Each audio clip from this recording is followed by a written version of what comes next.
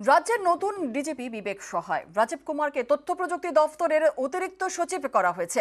আর রাজ্য পুলিশের ডিজি রাজীব কুমারকে অপসারণ কমিশনের ডিসেম্বরে ডিজিপি হিসেবে দায়িত্ব নেন রাজীব কুমার। 2016 সালে বিধানসভা ভোটের সময়ও রাজীব কুমারকে সরানো হয়েছিল।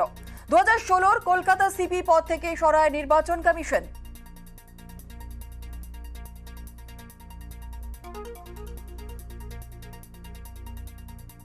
রাজ্যের নতুন ডিজিপি বিবেক সহায় রাজীব কুমারকে তথ্য প্রযুক্তি দপ্তরের অতিরিক্ত সচিব করা হলো। রাজ্য পুলিশের ডিজি রাজীব কুমারকে অপসারণ কমিশনের ডিসেম্বরে ডিজিপি হিসেবে দায়িত্ব নিয়েছিলেন রাজীব কুমার। 2016 বিধানসভা ভোটের সময়ও রাজীব কুমারকে সরানো হয়েছিল।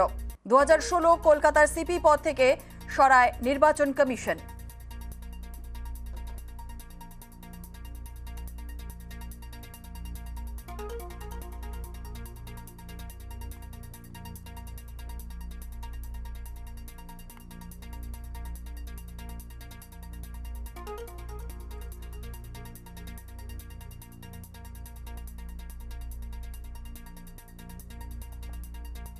রাজ্যের কাছে ডিজিপির নাম চেয়েছিল নির্বাচন কমিশন। 3 জনের নামও পাঠিয়েছিল রাজ্য।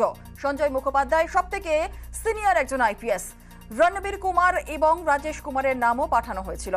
রাজীব কুমারের জায়গায় ডিজিপি হলেন বিবেক সহায়।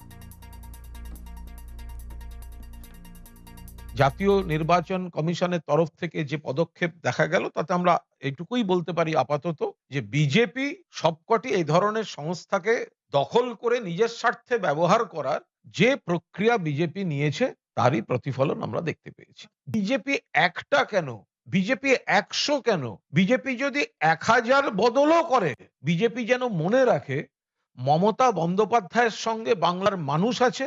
এগুলোর সঙ্গে ফলাফলের কোনো সম্পর্ক থাকবে না। ভোট হবে, বিজেপি হারবে।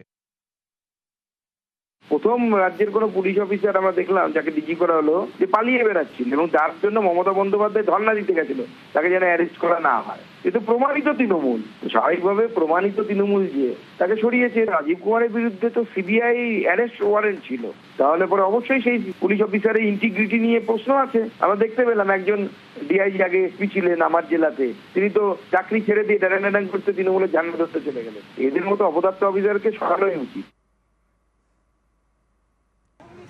ইলেকশন কমিশনকে আমরা বলেছিলাম শুধু রাজীব কুমার নয়, তৃণমূলের যত দালাল, ইনএফিসিয়েন্ট, চোর চোট্টা পুলিশ অফিসার আছে তাদেরকে সরাতে হবে নির্বাচনী কাজ থেকে। যারা আইএস অফিসার আছে, ডব্লিউবিসি অফিসার আছে, থানার আইসি হোক আর পুলিশ কমিশনার হোক, তাদেরকে সরাতে হবে। শুরু হয়েছে রাজীব কুমার দিয়ে, কারণ রাজীব কুমার বিখ্যাত হয়েছে সারদা কাণ্ডে সমস্ত চুরি জোচ্চুরি, পিসিআর ভাইপোর টাকা, সমস্ত ডায়েরি ও লোপাট করেছিল বিধাননগরের কমিশনার হিসেবে।